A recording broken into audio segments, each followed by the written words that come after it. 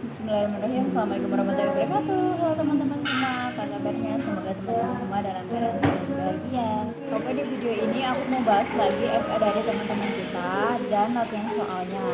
Kemudian ada dari soal-soal aku yang terdahulu yang kemungkinan ada yang keliru, nanti aku bahas lagi di video ini. By the way, aku mohon maaf banget ya buat teman-teman, aku baru sempat bikin video lagi karena kerjaan aku lagi banyak banget. So, dan skip this video, jangan lupa untuk subscribe, like, dan share agar aku semakin semangat di videonya. And on we'll go, through the wastelands, through the highways, till my shadow turns to sun rays. Oke teman-teman, ini dia FR dari teman-teman kita yang sudah melaksanakan SKB di hari kelima.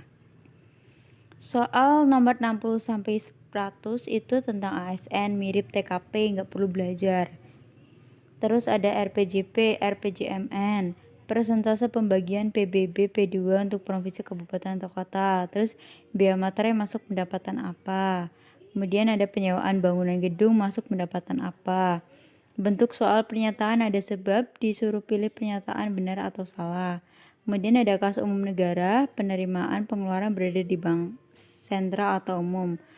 Selanjutnya ada penyebab inflasi juga. FR yang kedua dari Jabatan Pengelola Akuntansi di Pemda. Yang keluar ada APBN, APBD,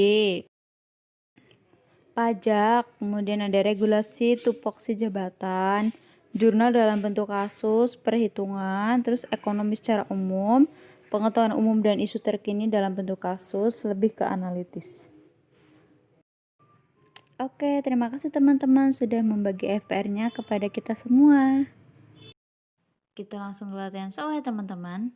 Yang pertama, penyerahan urusan pemerintahan oleh pemerintah pusat kepada pemerintah daerah otonom berdasarkan asas otonomi adalah penjelasan dari A. Dekonsentrasi, B. Desentralisasi, C. Otonomi daerah, D. Devolusi, atau E. Tugas pembantuan.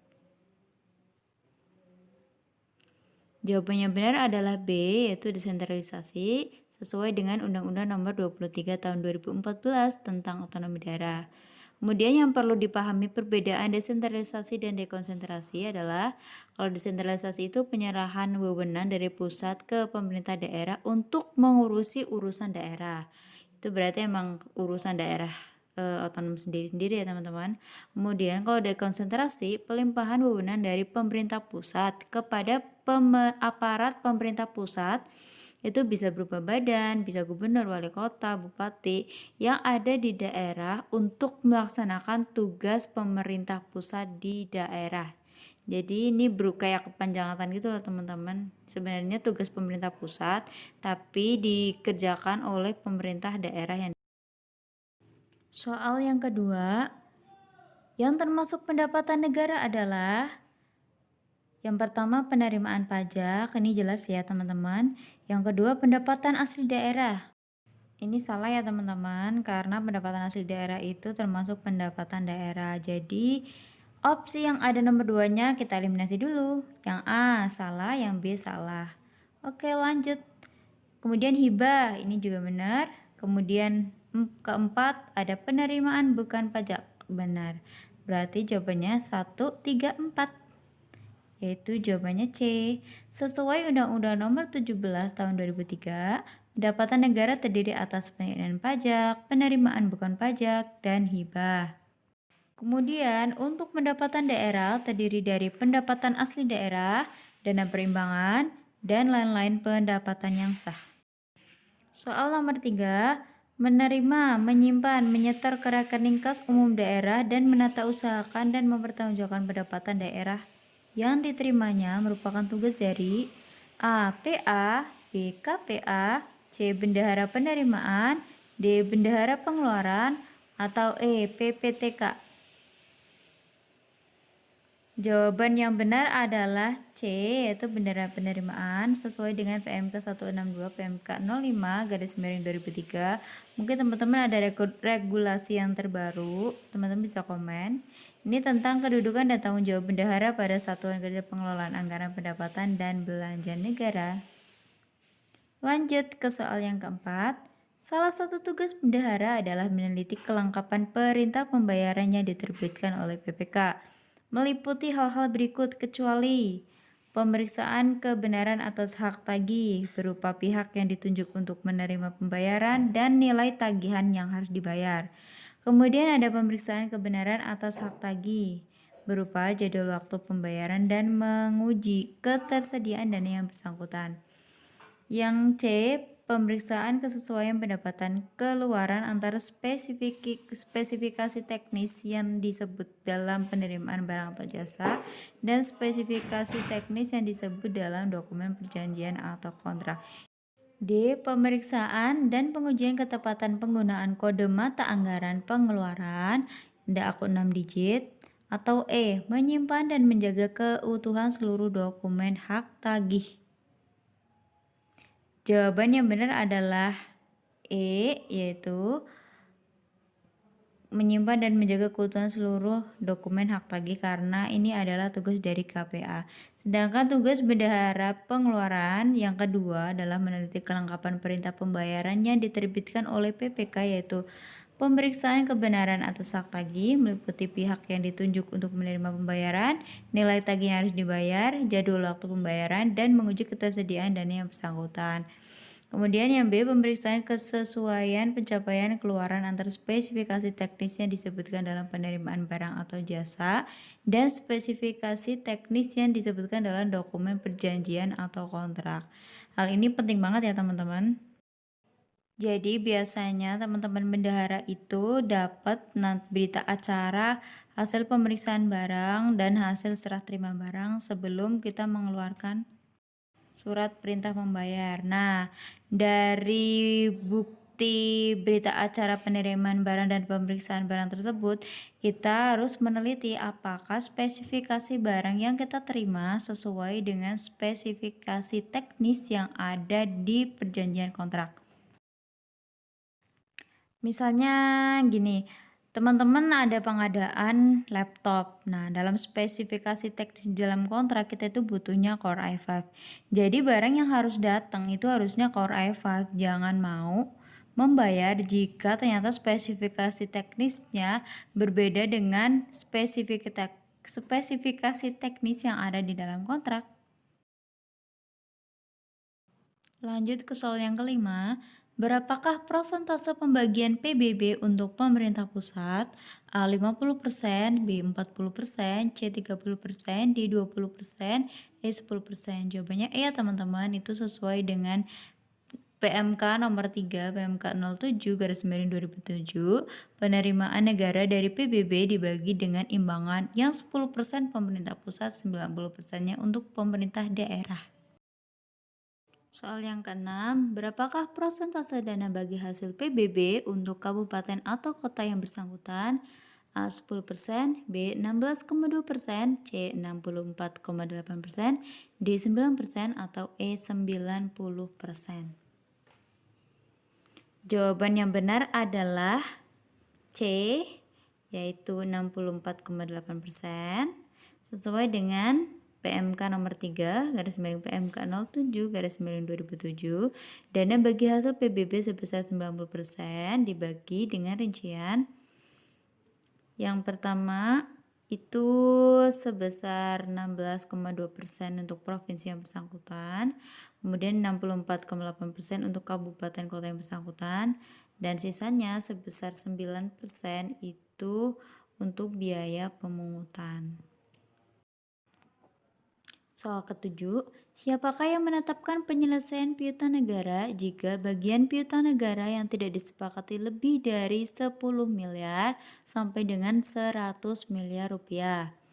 A. Presiden, B. Menteri Keuangan, C. Presiden dengan persetujuan DPR, D. BPK, atau E. Bank Sentral.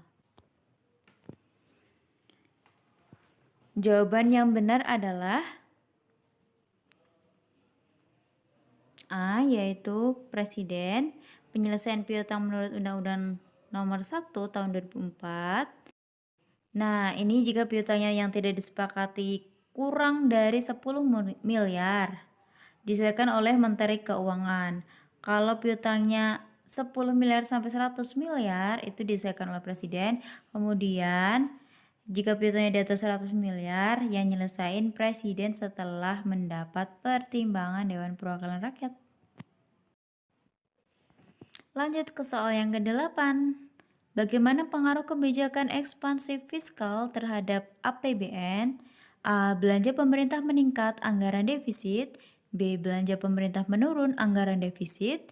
C. Belanja pemerintah menurun, anggaran surplus. D. Belanja masyarakat meningkat, anggaran surplus. Atau E. Penambahan pungutan pajak, anggaran surplus. Jawaban yang benar adalah A, yaitu belanja pemerintah meningkat, anggaran defisit. Ya, perlu kita ketahui dulu ya bahwa kebijakan fiskal ekspansif adalah kebijakan fiskal yang bertujuan untuk meningkatkan output perekonomian. Nah, caranya gimana? Caranya pemerintah akan membelanjakan uang lebih banyak atau memotong pajak atau bahkan kombinasi keduanya ya teman-teman. Nah, idenya itu untuk menaruh lebih banyak uang ke tangan konsumen sehingga mereka membelanjakan lebih banyak.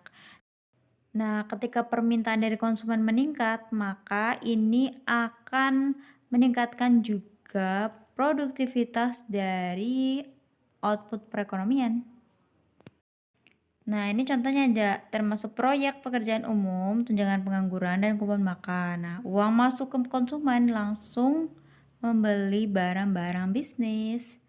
Kemudian sebaliknya, untuk kebijakan kontraktif itu sendiri adalah bertujuan untuk mengurangi output perekonomian. Lanjut ke soal yang ke-9. Berikut ini yang bukan merupakan pajak daerah tingkat 2. Ingat ya teman-teman, pajak daerah tingkat 2 itu pajak kabupaten. Pilihannya ada A. Pajak hotel, restoran, hiburan, reklame, PBB, perkebunan, dan pertambangan. Jawabannya benar adalah E teman-teman, karena pajak perkebunan dan pertambangan itu masih masuk pajak tingkat 1.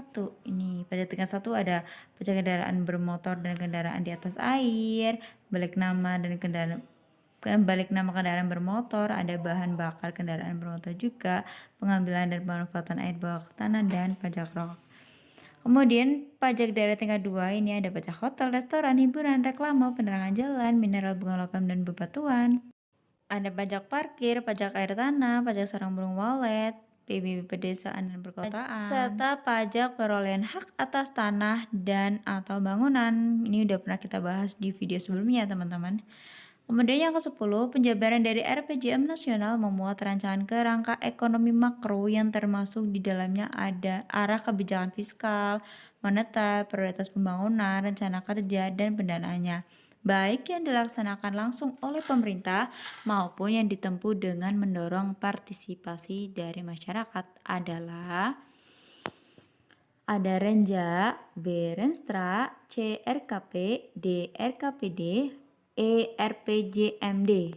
Jawabannya benar adalah C, sesuai dengan PP nomor 20 tahun 2004. RKP adalah penjabaran dari RPJM nasional memuat rancangan kerangka ekonomi makro yang termasuk di dalamnya ada arah kebijakan fiskal dan moneter, prioritas pembangunan, rencana kerja dan pendanaannya, baik yang dilaksanakan langsung oleh pemerintah maupun yang ditempuh dengan mendorong partisipasi masyarakat.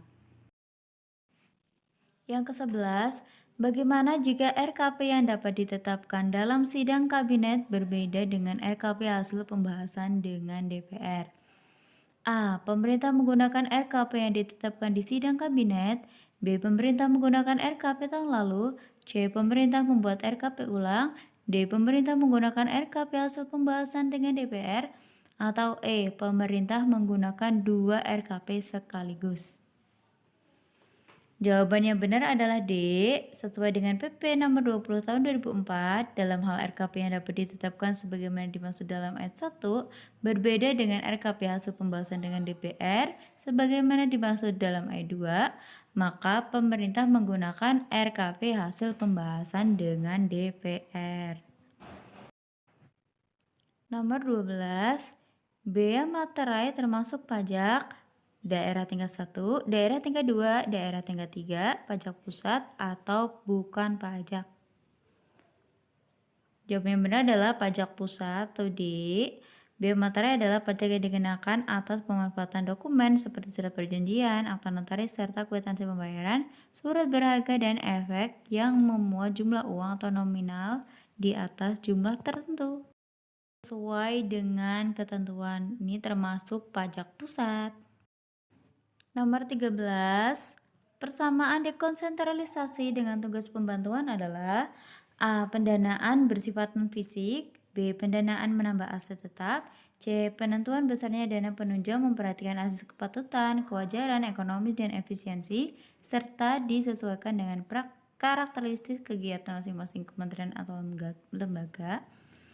Atau yang D. Berupa pengadaan tanah, bangunan, peralatan, dan mesin jalan. Kemudian ada E. Berupa sinkronisasi dan koordinasi perencanaan fasilitas bimbingan teknis. Jawabannya benar adalah C. Kalau opsi A salah karena dekonsentrasi itu bentuknya non-fisik, sedangkan tugas pembantuan itu bentuknya fisik.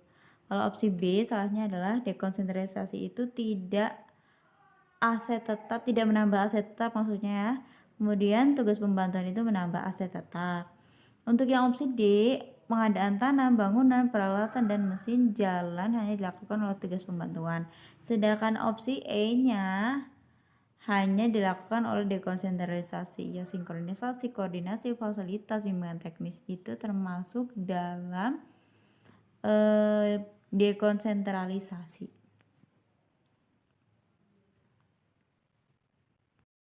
Nomor 14, bagaimana laporan pertanggungjawaban bendahara penerimaan jika belum terdapat penerimaan sama sekali?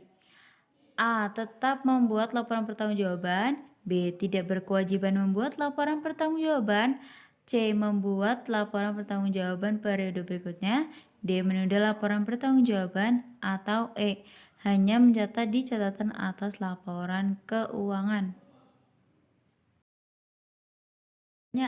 Jawabannya A, yaitu tetap membuat laporan pertanggungjawaban. Ini ada jawaban dari teman kita, dari Kak Tagak Nak Gelak. Apa ini artinya?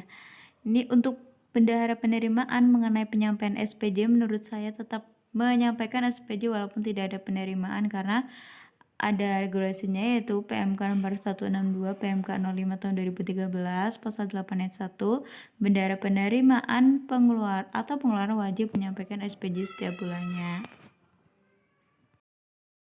Kemudian pasal 42 ayat 1-nya, bendahara penerimaan atau pengeluaran paling lambat menyampaikan SPJ pada tanggal 10 bulan berikutnya, dan isi SPJ itu tidak hanya ada penambahan atau pengurangan saldo pada bendahara, tapi juga berapa saldo yang ada di brankas dan berapa yang ada di saldo bank.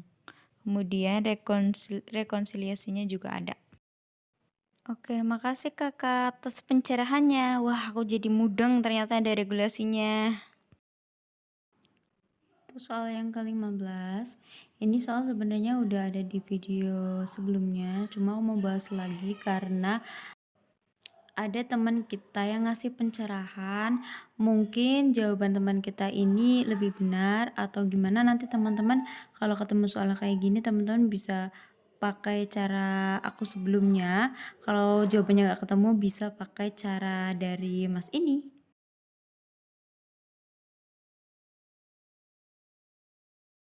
Nah, ini aku mau nyoba jelasin cara dari Mas Sahabat Pintar.